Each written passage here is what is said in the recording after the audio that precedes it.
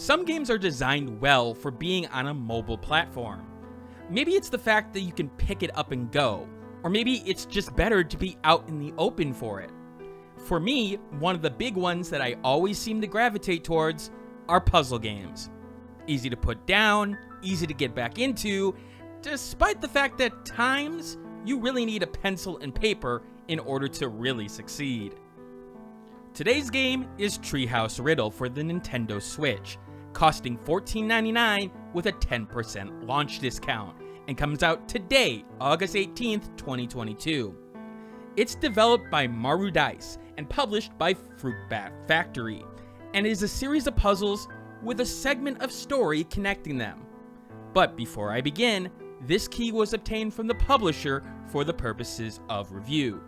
That won't change my opinion of the game in the end, but you should know that because of FTC guidelines, as well as the whole morals thing, you know? The basic premise of the game is that you wake up as a girl in a treehouse, and in order to make your way through it, you need to solve a series of puzzles in order to unlock the next door to make your way to the next series of puzzles. This isn't rocket science. This is one of the standards of modern day puzzle games, when it wants to tell a story with it. I'll get to the story itself in a little bit, but the core and meat of Treehouse Riddle is of course the riddles, so let's start there. There's about 60 or so puzzles in the game, and for those who have done logic puzzles or maybe in a computer science related field, several of them will be immediately familiar. Some of them are classics that you'd see in the appropriate university or primary school class. Moving pegs in between poles, numeric puzzles, puzzles where you fit things into the right slot, etc. They hit a reasonable range in terms of what they test you on, and solutions aren't in the craft of one particular type. Sometimes you do have to think outside the box for these solutions. And here's a hint, there's a reason why the game uses the word riddle after all. The game of course starts out with the easy puzzles, where most everyone can figure them out in a short amount of time, even if you're newer to the genre. For me, someone who deals with algorithms on a daily basis, this early game was a little bit of a slog, but I understood that the game needed to set the tone and it would ease players in. Of course, difficulty rose over time, but a little bit more slowly than I expected until it hit a certain point about a third of the way through. And this is where things got a little bit more tricky in the overall scheme of the puzzles. But it's also where some of the weird problems for the game start to develop. See, like I said, there's a variety of puzzles out there in this game, so much so that sometimes puzzles don't naturally lead from one to the next. What I mean by that is, let's take other games in the genre that are more focused on a particular subset of puzzles. In those cases, you're learning specific behaviors and ways to figure out the solution, even if the game itself is not spelling it out directly, but you're figuring it out with your own attempts. That can establish a pattern for you to use on harder versions of the puzzle over time, which is good.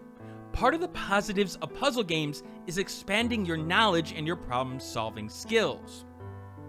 And it's not like Treehouse Riddle doesn't use puzzles of the relative same type in the overall package, but they are usually separated in the different sections of the puzzles.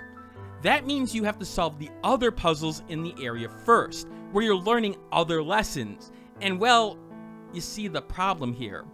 The solutions and methods start to bleed together, and then when you start getting the harder puzzles in the game, then the game starts becoming a bit more frustrating for the average player.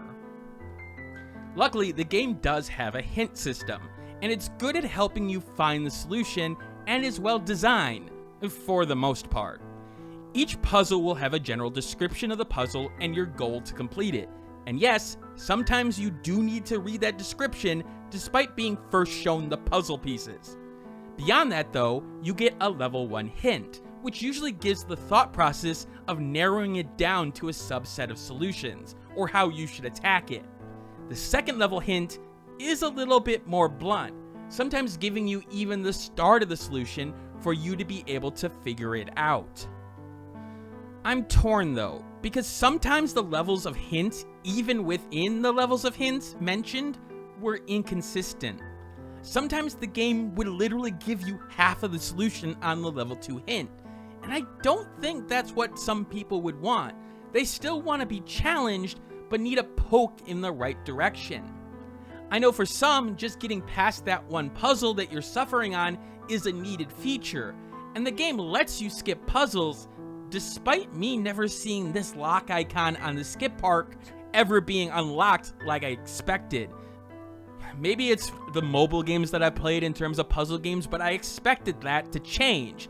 And I finally figured out that, oh, there wasn't a precondition that I necessarily needed in order to use that.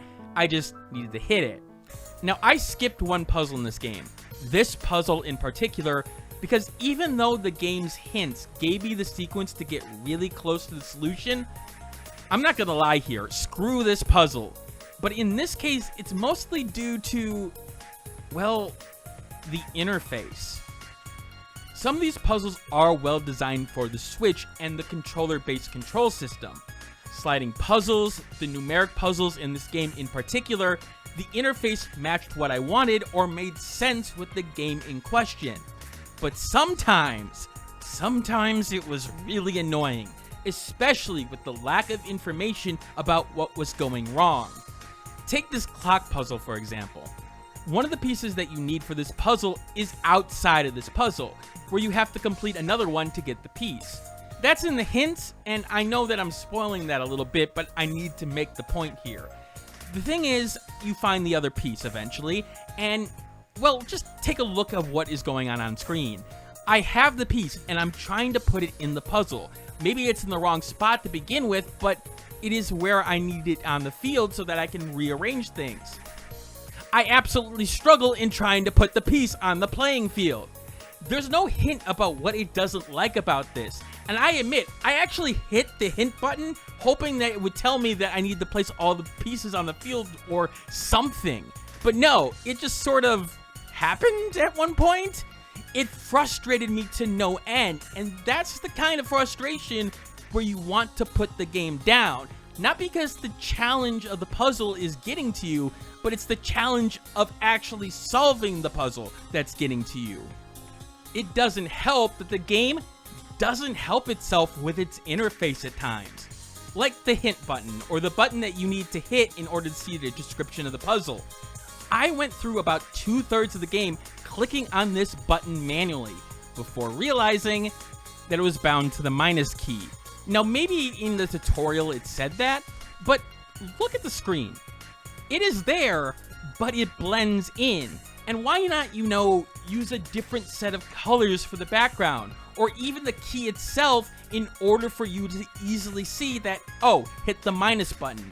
The fact is, it just sort of blends in. That's nuts. What frustrates me about this game is that when the puzzles hit, even the ones that I struggle with, I'm reminded of some of the triumphant moments in my youth of getting over that one hard puzzle that I was challenged by. And I love that feeling, especially with some of the math puzzles in this game, where you have to really think, oh, how do I use numbers here to get to 100 exactly? But it also mirrors moments in the game where I know the game is trying to be clever, and yes, it is, but sometimes the boundaries of the puzzle are there to establish the set of the playing field and possible solutions. If you go outside of those boundaries all of a sudden and don't specifically call them out very loudly, well, the player may be confused, going, wait, that was the solution? And it makes sense when you think about it, but it also makes you think that the game was sort of leading you on. I don't know how to be specific about this without being very specific and spoiling the game, so I'll keep it in generics. You need to realize that you're in this world, and the world is everything. Let me just put it that way. That world, funnily enough, is what somewhat saves Treehouse Riddle. There's two major stories here, and for spoiler purposes, I don't want to go into them too much. But they have heartfelt emotion in the brief segments of the story you have, which actually surprised me a little bit because they were basically in between the sets of puzzles and didn't feel significant until they did. They were surprisingly effective, especially in the second story and what gets pulled there. It actually left me wanting more of the story and the writing, because even how brief it was a great lesson about using small elements to build to a reasonable conclusion without over-explaining or pulling too much on heartstrings. Funny enough, I'm more interested in the developer's future in writing and storytelling than gameplay, to be honest with you. I mean, the presentation of the game isn't going to blow anyone away in the art style and design, but it did the job of setting the stage for the puzzles and created an atmosphere. The music, while effectively catchy at times, sometimes didn't really match the area you were in, and other times it did. But even with a game genre that doesn't usually rely on setting an atmosphere effectively, Treehouse Riddle did that at times. In fact, most of the time. And if they can do that here, then just imagine a game based on that as a primary element for a story game or a more environmental game. I see big things for this developer in the future. But as for Treehouse Riddle, it's very much a game that is very, very niche. Veterans of the puzzle genre will be frustrated with some of the interface and the early game, and frankly would probably like a mouse and keyboard in certain cases. Newbies to the genre will like the hint system at times, but some of the puzzles here will have them running for the hills. It's that middle area, those familiar with puzzle games and having played a couple of them, but maybe not the biggest puzzle fans, and want a little bit of atmosphere around it, that will truly appreciate Treehouse Riddle in the end. Like I said, it's very much a niche game, and even though I have a lot of problems with it myself, it still earns a niche buy at a 70 out of 100. But if you're hurting for cash, you'll probably want to wait for a sale. But that doesn't take into account my enhancer system, which takes the more subjective element of games and tries to match the game to you. If you fall into one of the following categories on screen, add or subtract that score to the main score. If the first digit of your score changes, refer to this chart to see if the game lies in the buyability rating for you. As you can see, there are a lot of dehancers and enhancers for this game, and it's going to be a divisive one. Some people will love it, some people will love the vibe and for the cost in question, and some people will want to throw their Switch across the room, especially at certain cases, that one puzzle in particular. But that's what this score system is for, to try to match the game to you. Anyway, that's it for this review. Yes, I know it's a shorter review compared to a lot of my other reviews, but the fact is the format matched this in terms of the puzzle game, and you did get a review at the start of the week on Fashion Police Squad. I mean, 2 reviews in 1 week, especially when this is not my primary focus, when I've got, a whole real-life job. Yeah, I'll take that. Coming up next on the channel, so next week in the schedule is the Dragon Maid Shmup review. The fact is that I bought a copy on PlayAsia, and the game is, had English localization at that point, but it comes out in America next week. The fact is, I'm not sure if I really want to review it. I've played it, it's not that great for a shmup, and the story elements feel lacking. And yeah, I know, warn people about it. Maybe I'll do more of a playthrough of a couple of levels and a general description about what's going on there than a more formal review, because there are parts of it that I do need to inform people on, let's just put it that way.